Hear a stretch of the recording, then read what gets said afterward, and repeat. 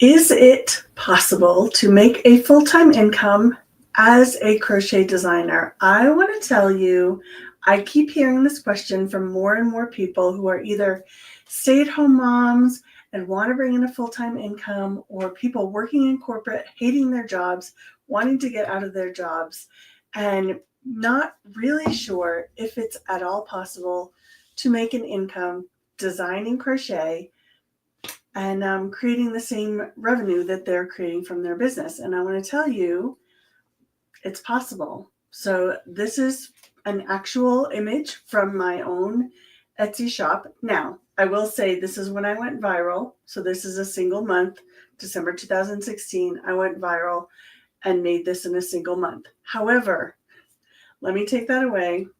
I want to let you know that I personally know several crochet designers, and not just one or two. I mean, 10s and 20s and more of crochet designers that are making upwards of $100,000 gross revenue in their business each year. And depending on your expenses and how you run your business, that'll determine how much of that you actually take home. But it is possible to make $100,000, $200,000 or more as a crochet business designer each year. And we're going to talk about how to make that happen today on Crochet Business Chat. So welcome to all of you who are here this morning. And I'm so excited to have you, whether you're watching live on this live stream, if you're following us on the replay, or if you're listening to the podcast. Whichever is your thing, I'm happy to have you here. We are going to talk about how to create a crochet design business that actually brings you the revenue that you want, the revenue that you need, and how to make that happen. I do want to let you know, one of the most important things is that every designer's journey is different. So we're going to talk about how to create your journey today. So welcome to Crochet Business Chat. My name is Pam Grice. I am a crochet product maker, designer, and business coach. And my mission is to help 100,000 makers find financial freedom through crochet. So I'm so happy to have you here today. I'm excited to broach this topic with you. I apologize if you're watching the video. I can't get my lighting to work at this particular time of the morning. It is driving me crazy. So I worked on it for hours and not hours. I worked on it for minutes and I gave up. So we're doing okay with lighting. But all right. So let's talk about crochet design. Mostly what we're going to talk about is income streams, varying revenue sources, and using your strengths to build your business.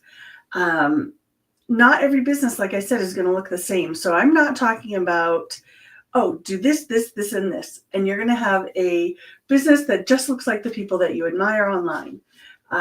It's not going to do that, because you are the unique ingredient in your business, and your business is going to reflect you as the business owner. Your business is always going to be a reflection of you.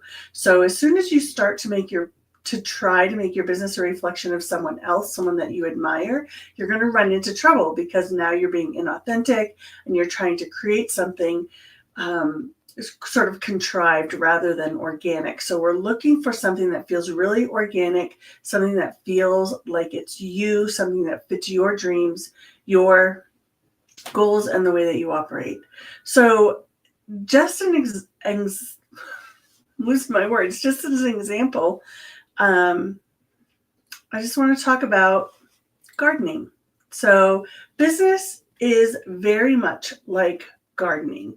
We all start out with the same ingredients, seeds, right? We all start with seeds, which are ideas, which are our skills, the things that we bring into this vision for, I'm going to start a garden, right? So we have our seeds, but it takes more than just seeds to grow a garden, right? So we have our ideas, we have our skills, and next we need to bring in our talents. Our talents are like the soil that builds the business.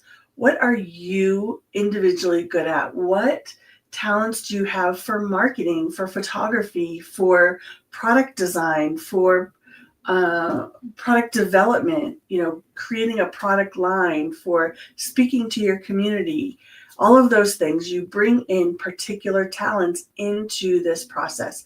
And it's just like the soil that you bring into a garden. Different soils will have different benefits, right? Some will drain really well. Some will have lots of micro nutrients and things like that in them. So your talents are going to be like that soil. And the next ingredient is like the sun, right? It's your audience. It's the marketplace. You don't have a lot of control over it, but it's still there, and you need it in order to make your sales, right? You need your audience, you need your marketplace, but you don't have a lot of control over what those look like. But you can do what you can do on your end to bring your care to building the business so that you leverage all of those bits and pieces and build your particular garden. Ultimately, we all start out with this kind of same framework. Everyone's garden starts out with the same ingredients, and it needs the same ingredients to grow. It needs water, it needs fertilizer, and it needs sunshine. And in the same way, your business needs a particular strategy that we're going to talk about in just a moment to get it to grow and build and become sustainable and make you the profits that you want long term. But the secret ingredient is what you and your team, if you have one, bring to the business. And when we combine all of those ingredients together, we get a garden. And like I said, everyone's garden is going to look different based on those ingredients that you bring. Do you want a vegetable garden that you can feed and nurture your family? Do you want a beautiful wildflower garden? Do you want a manicured garden? Or do you want this is what I have, a container garden that you can manage things in their own little places, and you can bring in soil because your soil is not great. Those kinds of things. Everyone's garden is going to turn out different, just like everyone's business is going to turn out differently.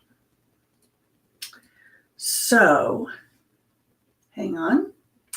What's important to remember is that success isn't about carbon copying someone else's business, but discovering how to leverage your individual strengths and preferences within a strategic framework. So what does that framework look like? Well, in the case of your business, the framework looks like value plus visibility plus variety makes a viable business. And so what we're talking about is you're bringing in high quality, desirable products and services. This is key. So often people bring in the random products or the random ideas that they have for what they want to do, but they don't ask the question, is what I'm offering high quality? Is what I'm offering desirable? Excuse me. So when we don't ask those questions, we automatically put roadblocks in the way of our business growth. So remembering high quality, what makes you different, what makes you unique, what makes your product or service the most desirable on the market, and are there people out there who want it? Really important questions. The next is visibility. You're going to have to do some work on building and nurturing your engaged audience. A lot of people will start their business and put some things out there and just say, I don't understand why I'm not making sales. I designed a pattern, I put it out on Etsy, and no one's buying. Why is no one buying? And they forget that they need to do their marketing. And that marketing could be, I need to take really good photos so that people see it and want to buy it. I need to get in front of people. I need to reach an audience. I need to tell them about my products. I need to explain to them why they need these things and how their life will be better when they purchase my pattern or they create the design that I've made. So building that audience is a key piece to your business. Now, it could look very different for each different designer.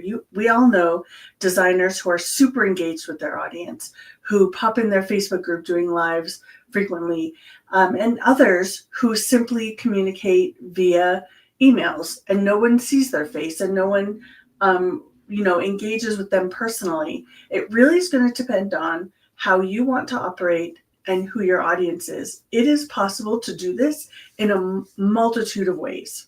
So if you don't love social media, you don't have to do social media. When you make those sort of decisions, you do need to recognize the consequences of that. You're basically saying no to a huge swath of possible customers, but it really depends on where you want to go. So again, there's no wrong decision except those decisions that don't work. And the only way you know that they don't work is to give them a try. So putting on confidence and courage is really important in this process as well. And then finally, variety, leveraging multiple revenue streams. This is something that gets people's hackles up. Is that a thing? Is that a word? I see often in Facebook groups people saying, I just want to make things and sell them. These people who say that I should do social media, or I should offer printables, or I should have a YouTube channel, or I should have a blog. I don't want to do any of that. I just want to make things and sell them. They don't understand that they are saying no to revenue, and they're saying no to growth and scaling. And that is fine, except if they're living in the delusion that they're going to make hundreds of thousands of dollars with their single revenue stream. Because the market fluctuates up and down, the economy fluctuates up and down, buying patterns fluctuate up and down. At some point, your revenue stream is going to struggle. And if you don't have backups, you are going to struggle as well. So I like to think of it like this. Here's a single lane highway. If you build your business on a single revenue stream, I just design crochet patterns. I don't have a website. I don't have a blog. I don't do social media. I don't have a YouTube channel. I don't participate in blog hops or bundle sales. I simply create a pattern and I put it online. That's what I do. As soon as the market takes a dip, which is typically summertime, which is, as we saw this year, during a presidential election in the United States, a lot of people get insecure financially and they don't buy as much. And as soon as that happens, now you're blocked. Now you're stuck. Now your revenue does not increase. And, this is a rough place to be. But when you build a multi-lane highway, when you have multiple revenue streams, when one of them get blocked, you simply rely on the other streams of income to make up the difference. So it's a lot about getting strategic. It's a lot about seeing what works, what's not working, keeping an eye on your analytics to see where those fluctuations are and where you can spend your time in order to leverage what is working in that moment. So that's just really important. Here, predictable profitability comes from balancing proven strategies with your personal strengths and your diversified income streams. So what income streams are we talking about? For me, or actually, I don't do all of these, but these are just some. I just, like, right before this call, put together a list of different ways that you can make revenue as a crocheter. So I did put physical products in here, but if you only want to not sell physical products, you don't have to do that. You can pick and choose which of these work for you. So I'm going to read them out loud so that our people who are listening on the podcast can hear. But so the first, varying revenue streams, the first is pattern sales. You could do self-published patterns.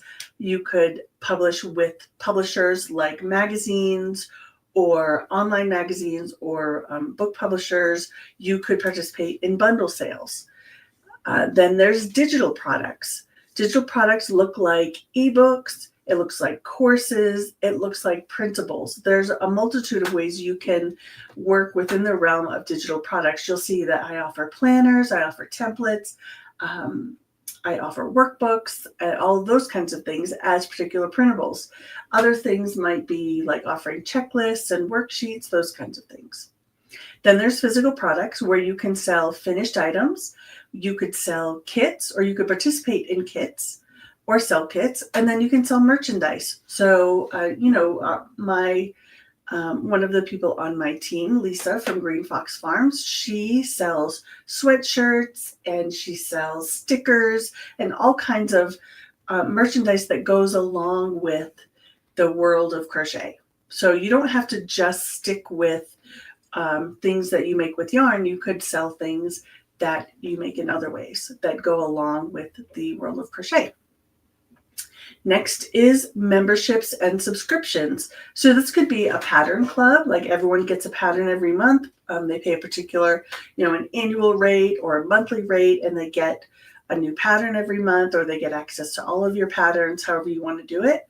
Or you could do particular communities, and these communities could be like Betty McKnitt has her somatic crochet community where they talk a lot about self-care and they talk about crochet. So it combines like her two loves and her two worlds and brings them together in a single community of other people who are passionate about those things as well.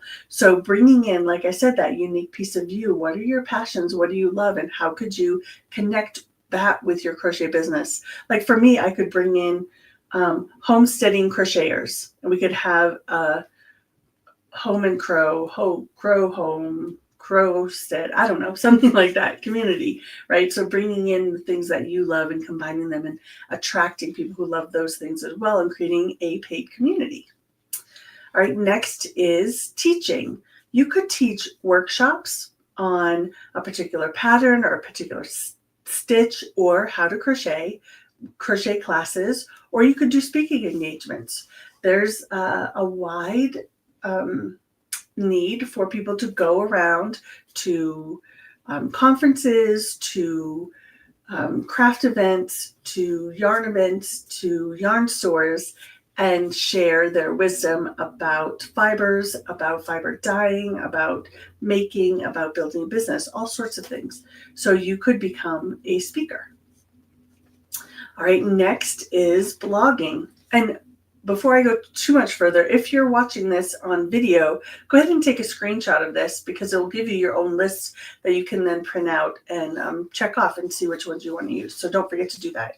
You're welcome to screenshot this. Okay, blogging. When you have a blog, you can make money through ad revenue.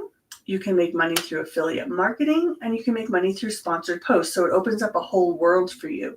And it's a great place for you to, host your patterns, to drive traffic weekly, to highlight in your newsletter, those kinds of things. So blogging is, for a lot of people, especially those who offer free patterns, a great way to generate really significant income without actually having to make a sale.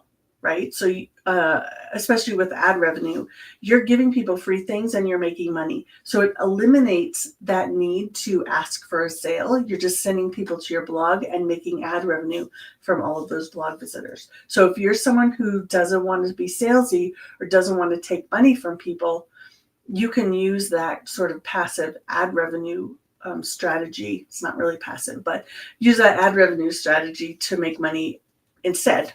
So that's a great thing to do as well. You can make ad revenue as well on YouTube or on podcasts. You can do it through sponsorships or through memberships on those platforms. So especially YouTube has its new communities, paid communities that you could leverage for your business. Next is consulting and coaching. So there is such a thing as a design consultant where someone creates a design and they bring it to their design consultant who then critiques and helps them to make it better, right? There's also self-care consulting. So those of you who, like I said, Betty McNitt is into somatic therapies, and she could become a self-care consultant. People with pain could come to her and say, this is what's happening, and she could then give them a sort of protocol to take care of that thing. Mindset consulting, business coaching, all of those things within the realm of crochet are all great ways to make money. I know a lot of people, even just recently, will be like, well, you're making money from coaching, so you're not really making money with crochet. And I beg to differ. For me, it's just an alternate revenue stream within the realm of the crochet world. So, people, anyway, I won't go into that. All right. I just realized something I left off this list that I'll have to add is offering services like proofreading and tech editing and contract crocheting and contract designing. All of those things are ways that people can offer a service or in the world of crochet and make money that way. So I will add that into the show notes. So services, tech editing, proofreading, contract crocheting, and contract designing. Next is licensing. You can license the patterns that you create for books, for kits, and for mass production. So there are companies, I'm thinking particularly of companies who have learned to crochet kits. They are constantly needing new designs to offer with their kits, and you could license one of your designs with them, and then they'll offer it as part of their kit. Next is social media. So inside of social media, there are sponsored social media posts. You can make money with different collabs, going live, and through direct monetization, like the TikTok Creators Fund and those kinds of ways. So this is particularly great for extroverts who want to be talking, who want to be online, engaging with people. Creating a social media strategy that leverages that monetization is really a really good way to go. Next is crochet alongs and blog hops. So creating these sort of virtual events for your business is really helpful. So this you'll be making money from pattern sales, from upsells that you create within that event, and then from any kits that you offer for your crochet alongs. Next is retreats and summits. So with retreats and summits, you have registration fees and you also have upsells. So both of those ways you can make money within creating those events. And then finally, publishing. So self-publishing of crochet pattern books, self-publishing of other books. I know some people who are doing some works of fiction, and you can self-publish those, or you can work with publishers to become a crochet author. So these are just some ways. You can see this is a lot of ways that you could make money as a crochet designer or crocheter. On this screen, if you're looking at the screen, I have put little asterisks next to those strategies that I use in my own business to make money in my own business. So you'll see 1, 2, 3, 4, 5, 6, 7, 8, 9, 10 different ways. And there are multiple ways within each of those ways that I'm creating revenue in my business. Pattern sales, digital product sales, physical product sales, memberships and subscriptions, teaching, YouTube and podcasts, coaching, crochet alongs and blog hops, and retreats and summits. The only things I didn't highlight are social media, because I don't monetize my social media any more than using that as a way for visibility and generating traffic to those other sources. And I didn't do publishing because I haven't published yet, but there is something in the works. So soon that will be added on. So as you can see, the more revenue streams you have, the more as one struggles, you can focus on something else. And so it's really important, though, to recognize that you're not going to institute all of these at once. I don't want you to be so overwhelmed. You look at this list and you're like, I can barely even start just selling my patterns, and now you want me to do all of these things. It takes time to grow your business and to implement these strategies. Okay, I thought it was going to be a different image when we got to this one, but here are the benefits of adding multiple revenue streams. It keeps things interesting. So that's really important for a lot of creatives. We don't like doing one thing over and over and over again. So this way it keeps the momentum going and it keeps you engaged with your business because it keeps things interesting. Next, I hope I don't sneeze. Next, it expands your reach by reaching by reaching a new audience. And I just realized my microphone was across the room. I hope we're okay. Expands your reach by reaching a new audience and offering varied entry points into your business. And then it offers security by protecting your income when a single revenue stream slows down. So like seasonal slowdown and pattern sales. So a lot of people think that building a business looks like this. This is me today here on the lower left-hand corner with a straight arrow going up and to the right. And that's me tomorrow. I just launched something and tomorrow I'm making money. And wouldn't it be nice if that were the way that it went and it was so predictable? Unfortunately, that is not the way. And more often it looks something like this. So this is my own business trajectory. So you can see here, I did have a steep incline in 2016 when I went viral, but you don't have to go viral to be successful. You don't.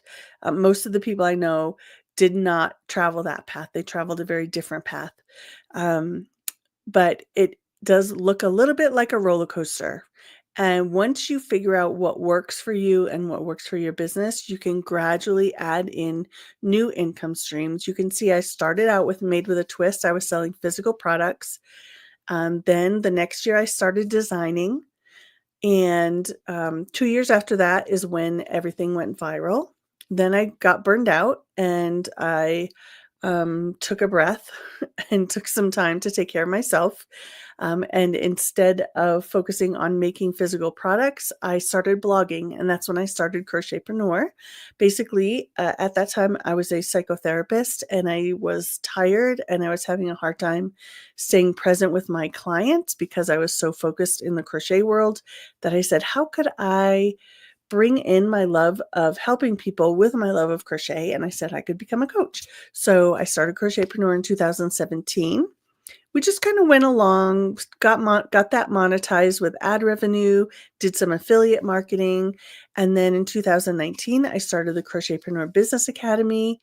2020, I started the podcast and hosted my first virtual retreat. It was supposed to be an in-person retreat, but things changed. And we hosted a virtual retreat in 2021. I hosted my first Crochet Business Summit and started White Winter Hat Company as a way of selling physical products and helping people understand that it wasn't too late to get into the marketplace. So many people were saying, it's not the same as it was when you started. And so I created this sort of this company where I was invisible.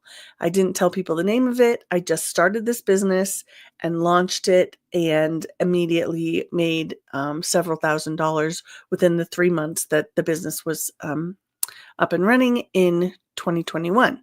So that was fun.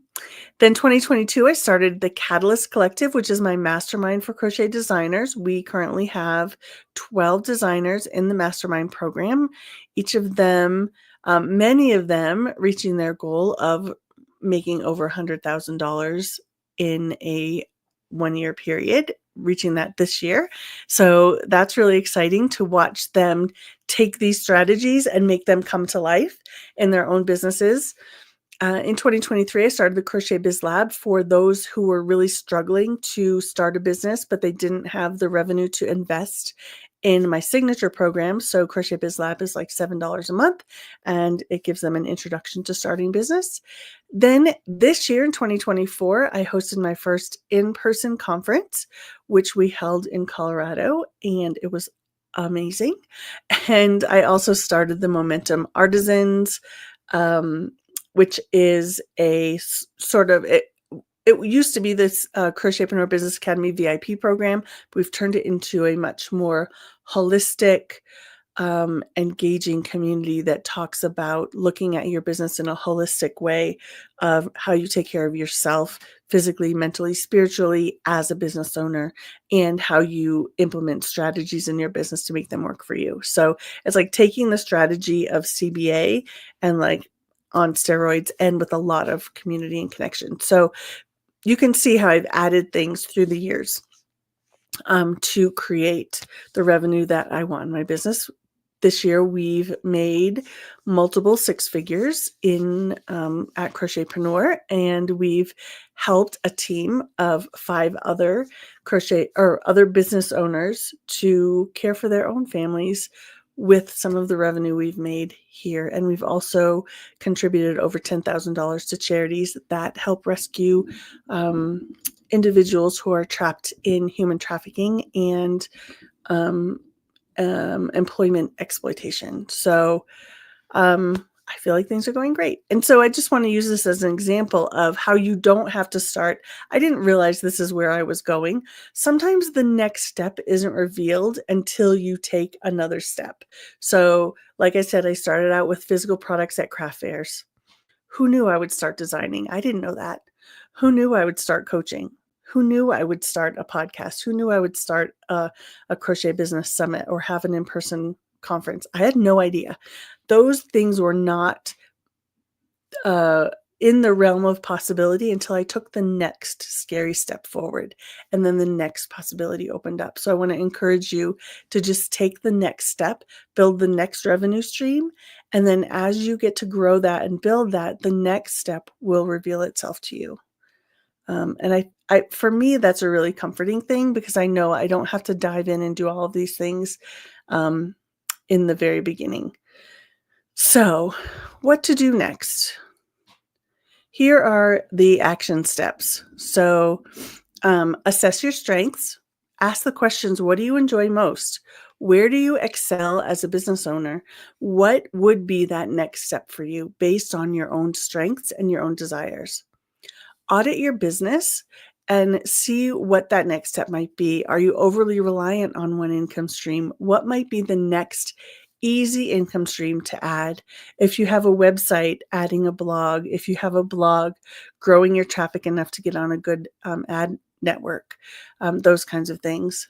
Then experiment, test out new strategies and new revenue streams, add digital products, start a YouTube channel, link that YouTube channel back to your website, create this customer journey that gets them to all of your monetization places. And then invest in growth, whether it's education, tools, marketing. Reinvest your profits in areas that show promise or that will help you grow your business. Of course, I'm here.